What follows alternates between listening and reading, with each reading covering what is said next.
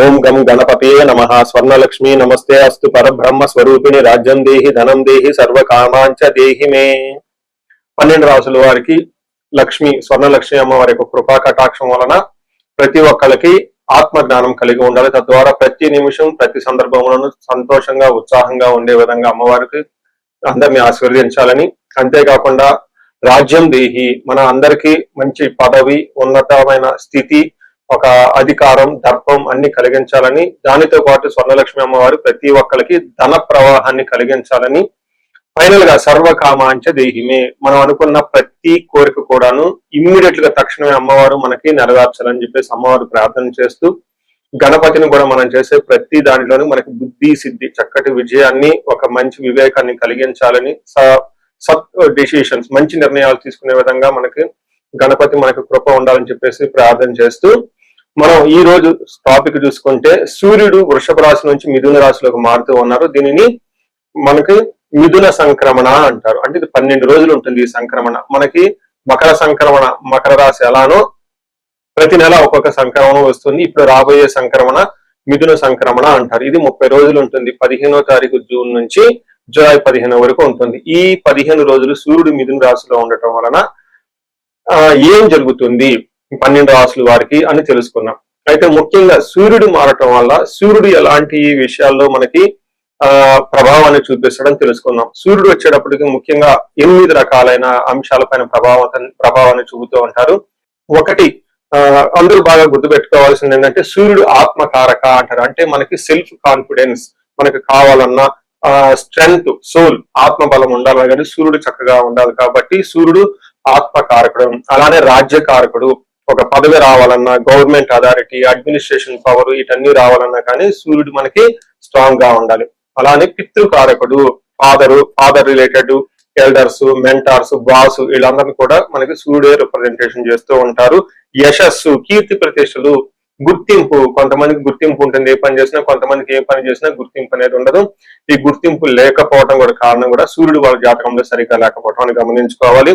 పదవి, అధికారం అంటే మీకు ఒక స్టేటస్, అంటే ఒక లేబుల్, మేనేజర్ నుంచి హైయర్ మేనేజర్, వైస్ ప్రెసిడెంట్ ఇలా ఒక్కొక్క లెవెల్ బై లెవెల్ ఎదుగుతూ ఉంటారు. అలాంటి పదవి, పొజిషన్ మీకు రావడానికి కూడా కారణం సూర్యుడు అని తెలుసుకోవాలి. అంతేకాకుండా అధికారం, పవర్, లీడర్షిప్, కమాండింగ్ పవర్, మీరు ఒక పని చెప్తే ఎదుటి వాళ్ళు చేయగల సామర్థ్యం అంతా కూడాను సూర్యుడు మెట్టే మీ జాతకంలో డిసైడ్ అవుతూ ఉంటుంది. తేజస్సు, ఆరోగ్యం, మంచి గ్లోరీ ఉంటుంది, మీకు ఎనర్జీ ఉండాలి, బ్రిలియన్స్, చాలా చక్కగా మీ ఫేస్ అంతా ఎప్పుడు కలగా ఉత్సాహంగా ఉండాలి, దానికి కూడా కారకుడు సూర్యుడు. ముఖ్యంగా లాస్ట్ లో ఆరోగ్య ప్రదాత, సూర్యుడిని ఆరోగ్యం ఇచ్చే వాళ్ళు అంటారు. ఎవరి జాతకంలో అయితే సూర్యుడు సరిగా ఉండరో వాళ్ళకి అనారోగ్యంతో బాధపడుతూ ఉంటారు. ఎవరికైతే సూర్యుడు ఉచ్చ స్థానంలో ఉంటారో చక్కగా వాళ్ళకి హెల్తీగా ఉంటారు, ఫిజికల్ గా చాలా స్ట్రాంగ్ గా ఉంటారు, ఒక పవర్ వాళ్ళలో ఉంటుంది అని తెలుసుకోవాలి.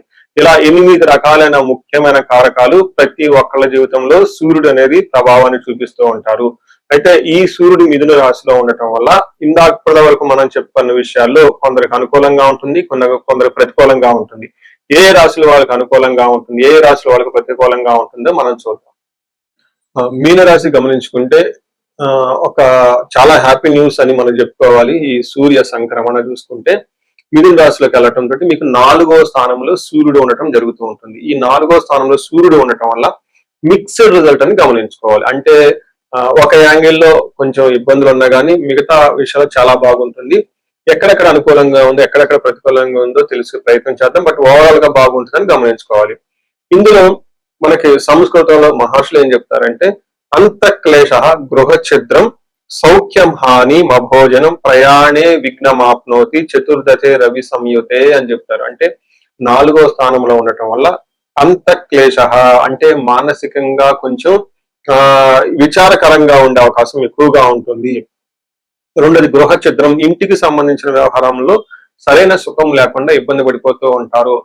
తల్లికి అనారోగ్యంగా ఉండటం, ఇంటికి సంబంధించిన వ్యవహారాలలో ఏసీ కానివ్వండి, కార్లు కానివ్వండి, బంగ్లాలు కానివ్వండి, లగ్జరీగా కంఫర్టబుల్ గా ఉండే విషయాల్లో మీకు అనుకోకుండా ఇబ్బందులు వచ్చే అవకాశం ఎక్కువ ఉంటుందని గమనించాలి. వీటితోనే కాకుండా సౌఖ్యం హాని మభోజనం, టయానికి భోజనం చేయకుండా ఇబ్బంది పడుతూ ఉంటారని గమనించుకోవాలి. అయితే ప్రయాణాలు చేస్తే ప్రయాణాల్లో ఆటంకాలు ఉంటాయి, సరైన రిజల్ట్ అయితే ఉండదు. ఏ ఉద్దేశంతో అయితే మీరు ప్రయాణాలు చేస్తూ ఉంటారో ఆ యొక్క ప్రయాణాలు ఆ ఉద్దేశం పోదు. రెండోది ఆటంకాలు కలిగే అవకాశం ఎక్కువగా ఉంటుంది. నెక్స్ట్, ఇంటికి సంబంధించిన వ్యవహారాలలో కూడా చాలా జాగ్రత్తగా ఉండటం ఎంతైనా అవసరం. కార్లు నడిపేటప్పుడు, డ్రైవింగ్ చేసేటప్పుడు, దూర ప్రయాణాలు చేసేటప్పుడు జాగ్రత్తగా ఉండాలి. ఇదంతా మనం నెగిటివ్ సైడ్ లో. అయితే పాజిటివ్ సైడ్ లో చూసుకుంటే సూర్యుడు 10వ స్థానంలో చూడటంతో వృత్తి రీత్యా or promotion, status, power, authority విషయాల్లో చాలా ఎంకరేజ్మెంట్ గా ఉంటుంది. వీటిల్లో గుడ్ అచీవ్మెంట్స్, అనుకున్న పనులన్నింటిలో కూడా చక్కగా సాధించుకుంటారని చెప్పుకోవచ్చు. డిజైర్ ప్రమోషన్, జాబులో అనుకున్న విధంగా ప్రమోషన్స్ వచ్చే అవకాశం ఎక్కువగా ఉంటుంది. అనుకున్న పొజిషన్లు అయితే ఖచ్చితంగా ఉంటుంది. ఎన్ఆర్ఐలు అయితే ఎవరైతే ఉంటారో ఇంటికి సంబంధించిన వ్యవహారాలలో, లేదంటే వాళ్ళు అక్కడ ఉంటారు కాబట్టి వాళ్ళ నేటివ్ ప్లేస్ లో అనుకూలంతగా ప్రతికూలంగా ఉండే అవకాశం ఎక్కువగా ఉంటుంది. వాళ్ళు వృత్తి రీత్యా అక్కడ ఉంటారు కాబట్టి వాళ్ళు చేసే జాబుల్లో చాలా అనుకూలంగా ఉంటుంది. ఎవరైతే ఈ H1B వీసాలకు కానివ్వండి, లేదంటే గ్రీన్ కార్డ్ కి సంబంధించి లాంగ్ టర్మ్ సెటిల్మెంట్ చేసుకోవాలని ఎవరైతే అనుకుంటారో వాళ్ళకైతే అనుకూలంగా ఉంటుంది. సో చూసారు కదండి, మీరు ఏ ప్రకారంగా చూసుకున్నా గానీ ఈ రాశి వాళ్ళకి ఇంటికి సంబంధించిన వ్యవహారాలలో, అంతర్గత వ్యవహారాలలో కొంచెం ఆటంకాలు, చిరాకులు, పరాకులు ఉన్నా కానీ ప్రొఫెషనల్ మ్యాటర్స్ లో చాలా చక్కగా చూసుకుని వెళ్ళిపోతారని మీరు గమనించుకోవచ్చు. ఈ రాశి వాళ్ళు మీన రాశి వాళ్ళు ఏలినాటి శని ప్రభావంతో చాలా ఎక్కువగా ఇబ్బంది పడుతున్నారు కాబట్టి ఇండివిజువల్ గా మీరు ఒకసారి జాతకం చూపించుకోవడం చాలా ముఖ్యం అని చెప్పేసి నేను భావిస్తున్నాను. మనం పరిహారాలు చూసుకుంటే సూర్యుడికి కొన్ని పరిహారాలు అంతా మీరు చేసుకునే పరిహారాలు కొన్ని ఉంటాయి. కొన్ని వచ్చేటప్పటికి బ్రాహ్మణ పండితులతో చేయించుకోవడం చాలా ముఖ్యం. కొన్ని క్షేత్ర దర్శనాలు కూడా చేసుకోవడం చాలా చాలా ఇంపార్టెంట్. ముందు ముఖ్యంగా మీవంతా సెల్ఫ్ రెమెడీస్ అంటారు, మీరంతా స్వయంగా చేసుకునే పరిహారాలు కొన్ని ఉంటాయి. అందులో ముఖ్యంగా చూసుకుంటే సూర్య నమస్కారాలు చేయడం చాలా ఇంపార్టెంట్. సూర్య అష్టకం చదవటము లేదా ఆదిత్య హృదయ స్తోత్రం చదవటం కూడా చాలా ఇంపార్టెంట్. ఎప్పుడైతే ఆదిత్య హృదయ స్తోత్రము, హనుమాన్ కార్యసిద్ధి మంత్ర రెండు కలిపి చదువుకలిపితే ఇంకా చాలా మంచి రిజల్ట్ ఉంటుంది. సో ఇక్కడ ఆదిత్య హృదయ స్తోత్రంతో పాటు హనుమాన్ చాలీసా గాని, హనుమాన్ కార్యసిద్ధి మంత్రం గాని చదువుకుంటే ఇంకా చక్కటి మంచి రిజల్ట్ వస్తుంది. సో ఇవన్నీ మీరు చేసుకునే మీ వర్క్ మీరు చేసుకోవచ్చు. ఇంకా టెంపుల్స్ కి వెళ్ళేసి అక్కడ నవగ్రహాల చుట్టూ తిరిగి గోధుమలు కనుక దానం చేయగలిగితే, సద్బ్రాహ్మణులకి, సత్పురుషులకి చేయగలిగితే ఇంకా మీకు చక్కటి మంచి రిజల్ట్ వస్తుందని గమనించుకోవాలి. సో అది మీ వరకు చేసుకోగలుగుతారు. మీ ద్వారా కాకుండా కొన్ని సమస్య తీవ్రంగా ఉంటే పండితుల్ని కలిసి, లేదంటే మా ద్వారా అపాయింట్మెంట్ తీసుకొని జాతక చక్రం కూడా చూపించుకొని చేపించుకోవడం చాలా ఉత్తమం. ఇందులో ముఖ్యంగా సూర్యుడికి సంపూర్ణమైన శాంతులు చేయాల్సి ఉంటుంది. గ్రహ శాంతి అంటారు. ఈ గ్రహ శాంతిలో సూర్యుడికి జపాలు, దానాలు, తర్పణాలు, హోమాలు ఇవన్నీ చేస్తూ ఉండాలి. వీటితో పాటుగా ఇంకా మీ యొక్క ఇండివిడ్యువల్ జాతకం చూపించుకోవడం చాలా చాలా ముఖ్యం. ఎవరికైతే మీ యొక్క ఇండివిడ్యువల్ లైఫ్ లో మీకు ఏజ్ 35 to 45 మధ్యలో ఉండి 40 years ప్లస్ ఆర్ మైనస్ లో ఉన్న వాళ్ళకి ఎక్కడైనా మీకు లైఫ్ స్టాగ్నేటెడ్ కనిపించింది, అప్పటిదాకా సక్సెస్ఫుల్ ట్రాక్ రికార్డు ఉండి ఇక్కడ ఎందుకో ఆగిపోయారు, గ్రోత్ లేదని మీకు అనిపిస్తే ఒక్కసారి కాల్ చేసి అపాయింట్మెంట్ తీసుకోండి, మీ జాతకం చెక్ చేసుకోండి. నేను 35 to 45 age group research group గా చేస్తూ ఉన్నాను.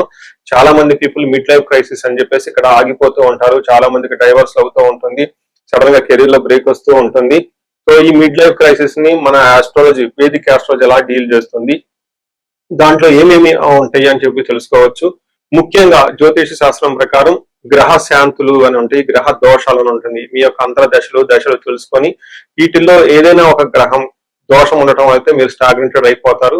దాన్ని ఎలా బయటకు రావాలని పరిహారాలు తెలుసుకోవాలి. వీటితో పాటుగా మీకు ఏమైనా శాపాలు ఉంటే, పితృశాపం, కాలసర్ప దోషము, ఇలా మాతృశాపం, స్త్రీ శాపం, ఇంకా ఏమైనా యాక్టివ్ గా శాపాలు ఉన్నాయా, ఈ శాపాలు ఉండటం వల్ల కూడాను మీరు లైఫ్ లో గ్రోత్ లేకుండా ఆగిపోయే అవకాశం ఉంటుంది. సో ఎవరికైనా సరే ఎలాంటి ప్రాబ్లం ఉన్నా, ధనానికి ఇబ్బంది పడిపోతూ ఉంటే స్వర్ణలక్ష్మి విశేష హోమం చేయించుకోండి. మీకు వీసా స్టాంపింగ్, H1B, లైక్ ఎక్కడన్నా ఏమంటారు ఉద్యోగంలో ఎక్కడన్నా బ్రేక్లు వచ్చి ఆగిపోతూ ఉన్నా, లేదంటే ఫైనల్ రౌండ్ దాకా వచ్చి మధ్యలో ఎక్కడన్నా ఆగిపోయినా కానీ మీకు ఇలాంటి వాళ్ళకు కూడాను మన్యు పాశుపత అభిషేకము, రుద్రాభిషేకం చూపించుకోవడం చాలా చాలా ఇంపార్టెంట్.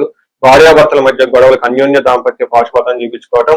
ఎవరికైనా సర్పాలు, కాలసర్ప దోషాలు, మహాకాలసర్ప దోషాలు అంటే కాలసర్ప దోష నివారణ పూజలు, పితృదోష నివారణ పూజలు మీ యొక్క జాతకం చూసుకొని ఇవన్నీ చేసుకోవటం వల్ల జీవితంలో 10 రెట్లు ఖచ్చితంగా వెళ్ళే అవకాశం ఎక్కువగా ఉంటుందని గమనించుకోవాలి. మీ అందరికి అష్టైశ్వర్యాలు కలగాలని, భోగభాగ్యాలు కలగాలని చెప్పేసి కోరుకుంటున్నాను. నమస్తే.